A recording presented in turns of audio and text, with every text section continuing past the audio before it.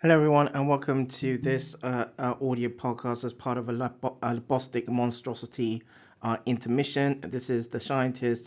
It's a scientific part of a scientific syndrome, and a audio podcast as part of another Storm Labostix another Storm Labostix production. In this overview, as part of this sort of perspective.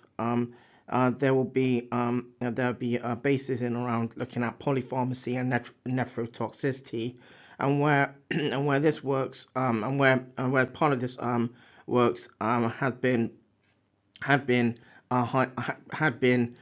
sort of has sort of been put highlighted in part of a previous audio podcast. However, this is in this audio podcast, as part of this intermission and part of this Storm Labostix production, there be a basis in around looking at this work from understanding sort of polypharmacy and nephrotoxicity, but also understanding the problem and prompting early renal screening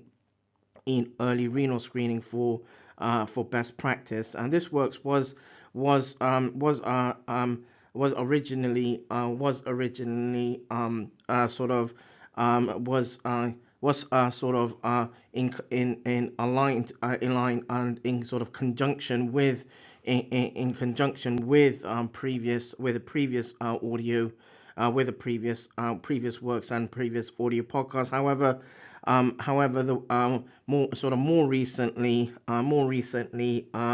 and when I mean more recently, perhaps in the last year, the works had been the works in around this had been updated through another sort of another collaborative basis. This works had been a collaboration between two academic institutions in the United Kingdom, and the Renal Patient Support Group, the RPSG. So in around this to begin, a basis in around the an intro. So healthcare and tech have been advancing sort of rapidly, as is the experience that healthcare professionals and those that they look after, who have become accustomed to using tech and online spaces. For example, in data sort of in day to day and part of routines, and expanding data collection to expanding data collection to sort of appreciate and sort of understand renal insufficiency, as well as external, for example, data linkages, particularly to, for example, nursing and care homes, and care homes aligned to sort of medicines management, where polypharmacy is has been a general issue.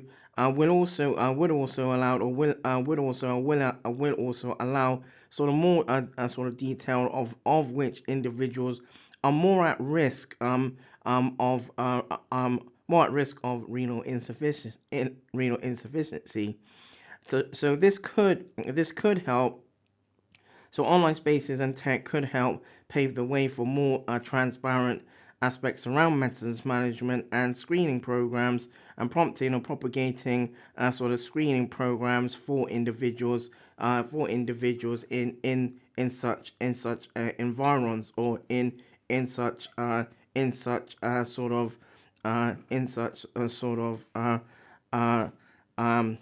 sort of under such sort of atmospheres or environments.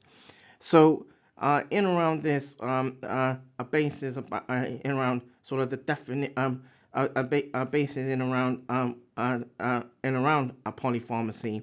So polypharmacy definitions and overprescribing has been highlighted in literature by several authors by several authors, including Blankenberg and team in 2019, and Masnoon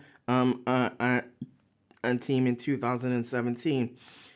And it refers to sort of the use of multiple medicines, and is common in sort of in amongst sort of those in sort of nursing and care home sort of care home environments, with aligned with sort of looking at multimorbidities. And the multimorbidity conditions may be treated by one or more medicines for each condition. And morbidity is associated with a decreased quality of life, as well as increase in mortality, hospitalizations, and costs of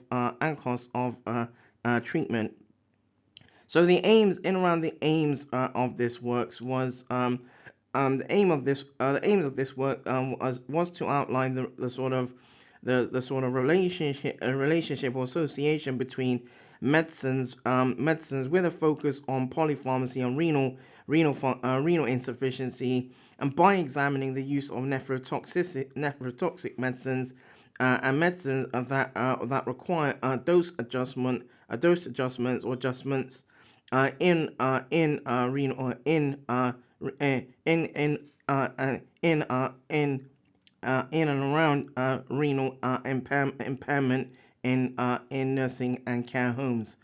So early intervention and the importance of risk assessment and prevention is critical in sort of nursing and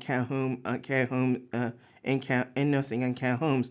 The National Institute for Health and Care Excellence guidelines have aimed to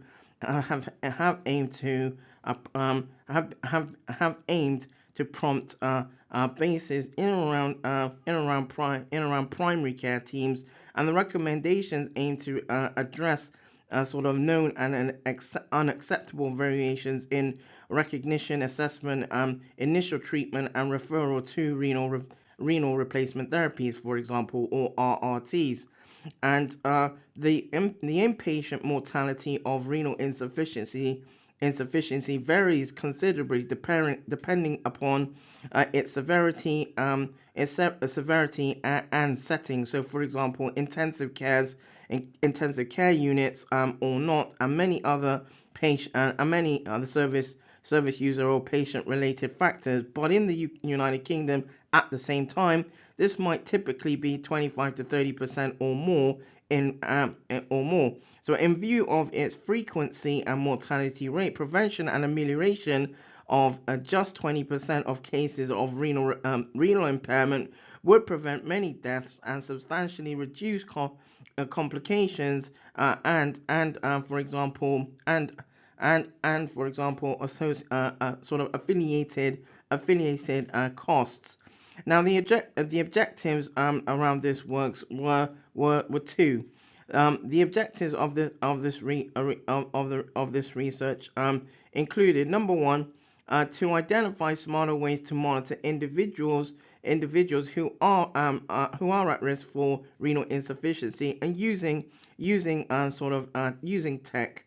Number two was to consider the potential advantages of identifying individuals using tech to prompt early renal screening. So in around and informing sort of the methodology the methodologies and the analysis and the results around this works. So the data used for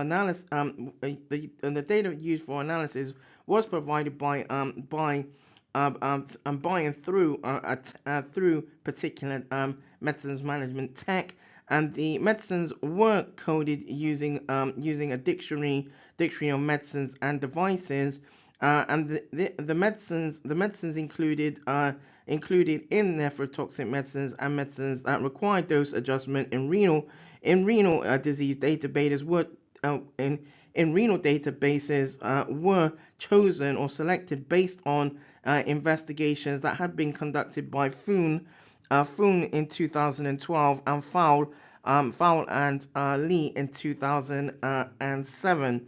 Drugs were grouped by the British National Formulary BNF categories and for nephrotoxic medicines, and further grouped into four types, including number one, diuretics, number two, ACE inhibitors, number three, NSAIDs, non-steroidal anti-inflammatory drugs, and number four, gentamicin as a main sort of antibiotic used historically in a line to particular severe sort of urinary tract infections, but also known for its nephrotoxic effects.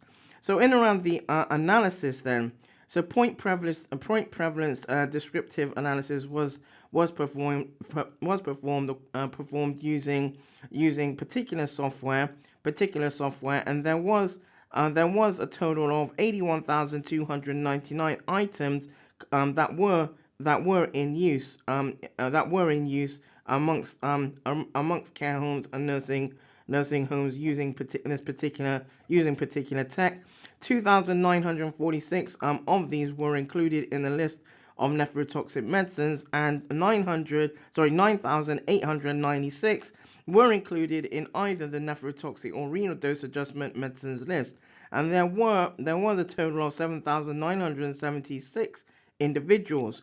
Of these, 2,374, so just under 30%, were prescribed at least one nephrotoxic medicine, and 5,278, just over 65%, were prescribed either a nephrotoxic medicine, a renal dose adjusted sort of medicine, or and or both. Now, in around the sort of results of this, 504, and so just over 6% of individuals were prescribed two or more nephrotoxic medicines, and 65, just under 1%, or were prescribed three or more. For both nephrotoxic and renal dose adjustment medicines, 2,728 were prescribed two or more, just over 30%, and 1,198 were prescribed three or more, around 15%. The most prescribed nephrotoxic types were diuretics, followed by angiotensin converting enzyme inhibitor, or ACIs. Relatively few individuals were prescribed an oral NSAID, in around 123, and only one was prescribed a parenteral gentamicin treatment. So in around this works some bases in around sort of summary recommendations and some conclusions.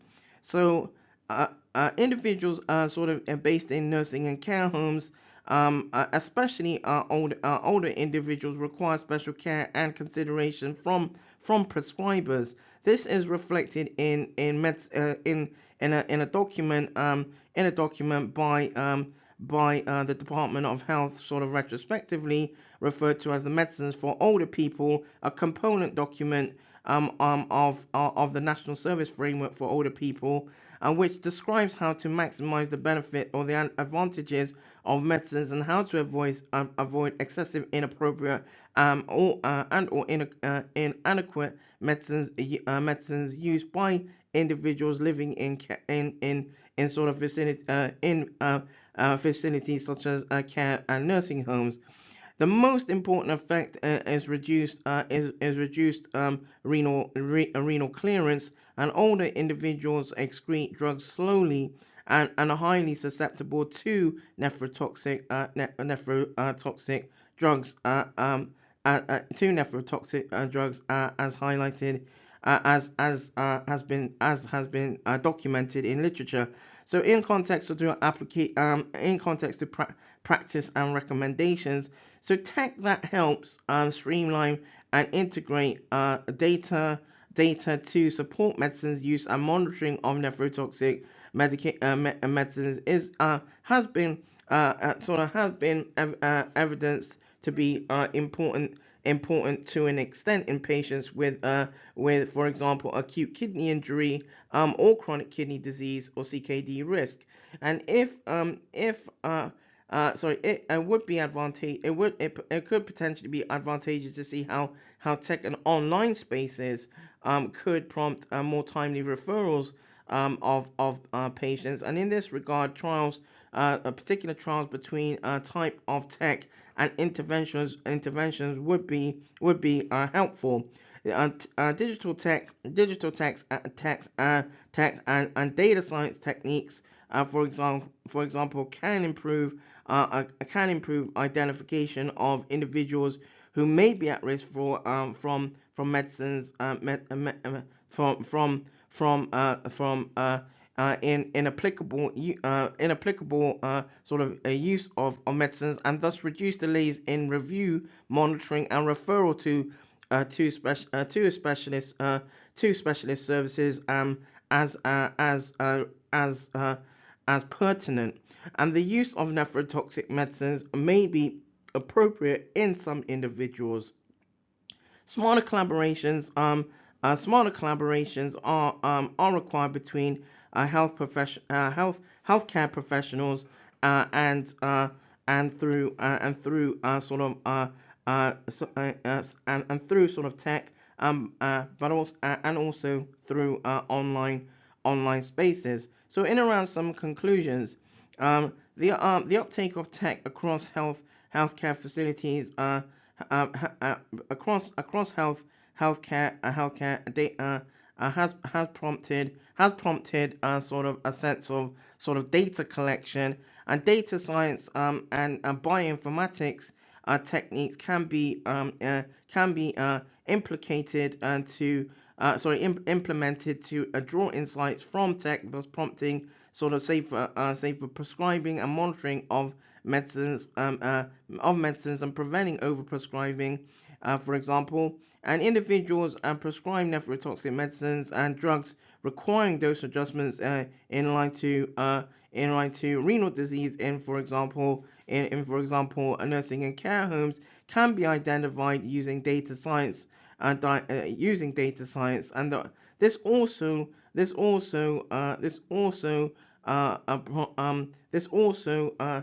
sort of prompts supporting sort of medicines management for sort of those in nursing and care homes who could be prescribed nephrotoxic drugs, and how sort of online how sort of tech could be used sort of more effectively. So measures are in around this, and sort of overall, sort of basis of sort of fundamentals in around sort of the underlying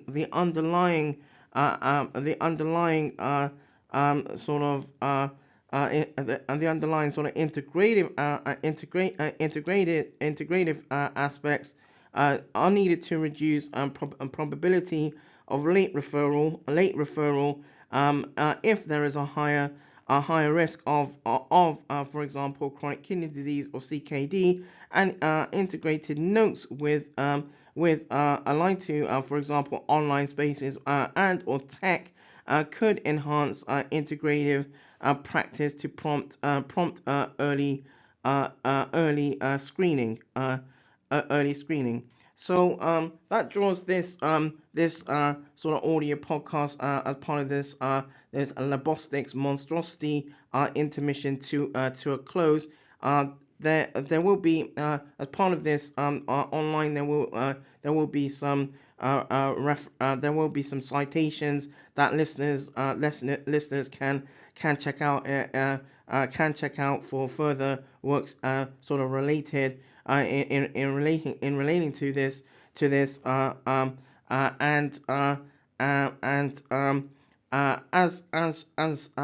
as before this this audio podcast, as is the case with other audio podcasts, is on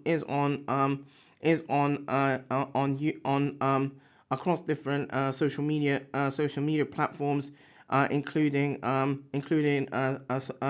YouTube, Instagram, and on SoundCloud as well. So thank you for tuning in. This has been the Shientist, and a part of the once again the Labostix Monstrosity audio podcast, and an intermission as an intermission, and there's been the Shientist as part of this audio podcast in around a Shientific syndrome. Thank you for tuning in.